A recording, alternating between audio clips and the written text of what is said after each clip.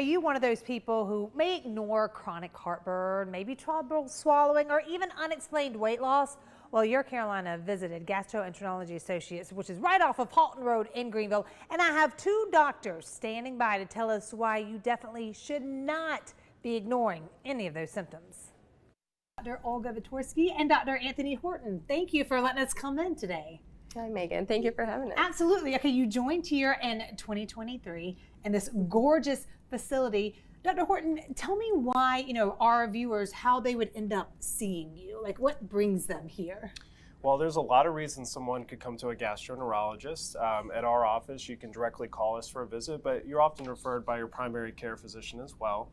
And so we treat a whole host of disorders, really anything involving digestion. So whether that be having reflux symptoms, nausea, vomiting, issues with your bowel movements, but we also are, specialists outside of the GI tract, including liver disorders, gallbladder issues, and issues of the pancreas as well.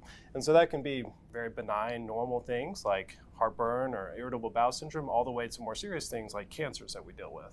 Okay, how does, someone come to the point where they're like, I gotta just quit popping a Tums after every meal? Maybe it's more than just, something I ate. How do they know this could be more serious? I think that generally speaking, when you are thinking about your symptoms or changing your diet, your eating behaviors, because of the symptoms you're experiencing, that's really when it's time to see a professional about this. So as gastroenterologists, we'll take care of patients with heartburn all the time.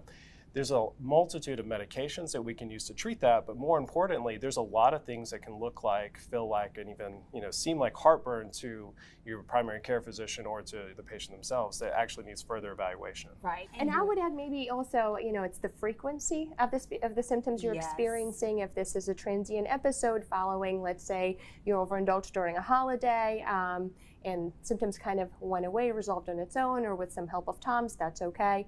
But if you're having more persistent symptoms several times a week, you're finding that you're reaching for that medication quite often, that certainly I think would be a reason. And then also maybe the presence of some of the red flags would be a reason as well. So if you start to feel a sensation of things kind of having a hard time going down, they're slowing down a little bit, you're feeling full quickly, there's a change in the color of your stool or things like that, that could all be signs of something more ominous going on in the GI tract, and certainly a reason to see a professional. To come see us. And we're joking, there's a day and a month for everything. April happens to be IBS Awareness Month. At least for, if I was dealing with IBS or thought that I don't know if I would be maybe comfortable even talking about it. Do you see that with patients that they just may not even want to talk about it because they feel like there's a weird stigma or something attached with it? Yeah, I think IBS is one of those things that has been really stigmatized, over many years. It's often been considered a disease or a disorder that's just in your head, that you're stressed out. That's why your bowels are not acting properly. That's why you have abdominal pain. But over the last couple of years, we've really learned a lot more about this. So IBS is actually a little bit of an antiquated term. It's really more of a disorder of gut-brain interaction. We know that there are nerves that are overactive and over-responsive to regular stimuli. Now, some of that can be stress in your life, but some of that can be due to inactivity, the types of foods you eat, whether or not you're getting enough sleep at night. There's a whole host of things that lead to that, but more importantly, we've also generated a whole lot of new treatment options, ways to help manage this disease, both with medications and with more natural approaches. That's right. And then another thing I feel with stigma is that people don't come in to see anybody because they feel like, well, this is just my norm. This is going to be my new life. That's right. And there's not a whole lot you can do for me anyways. But the reality is, as our understanding of IBS has changed over time, so has our approach and treatment.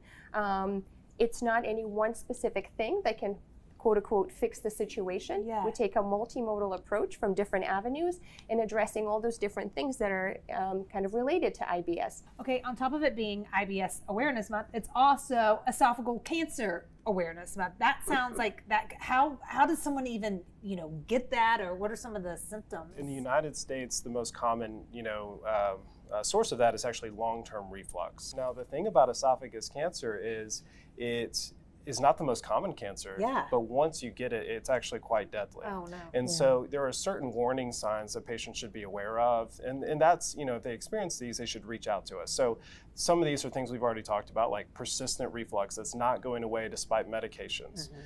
Trouble swallowing, feeling like food is stuck in the throat and not actually going down properly. Yeah. Of course, food can actually regurgitate back up. You can have vomiting of blood. You can see blood or a black colored tarry stool that was indicative of bleeding in the GI tract. Feeling as though you're losing weight without trying to. If any of these things are present, I would urge you to come to a gastroenterologist to discuss this, because it's going to involve some testing to rule out, something like esophagus cancer. Really, one of the only ways to know whether you have that is to complete an upper endoscopy, where you're put to sleep and a camera is passed through your mouth and into the esophagus to directly visualize that area. And so it's not one of those cancers where there's a great screening test for. We do know that patients with long-term reflux who are overweight, who consume alcohol, tobacco, or who have a family history of esophagus cancer are much more likely to get this and should be coming in sooner. See, this is why we say do not ignore those symptoms. We're trying to give you all kinds. So if you feel like this is something you've been experiencing with, like you said, they can just give y'all a call. We have numbers at the bottom of our screen right now. But you guys, y'all have so many offices here. You have 5. We've been to the one in Clemson. This one, right off of Halton Road, is gorgeous. So which ones do y'all work out of? I think we both come to this location and the location in downtown Greenville. I also go to Spartanburg, and Dr. Horton goes to Clemson. Yes, you cover it all. All right, if you need to give them, a visit, all the information at the screen. Thank you so much, guys. We appreciate it. Yeah, thank you. Thank you. Knowledgeable doctors, lots of great information. Listen, you see a QR code on your screen right now. If you would like to make an appointment, go ahead, pause your TV, take a picture. You can make an appointment that way. You can find that and more information on their website, gastrooassociates.com.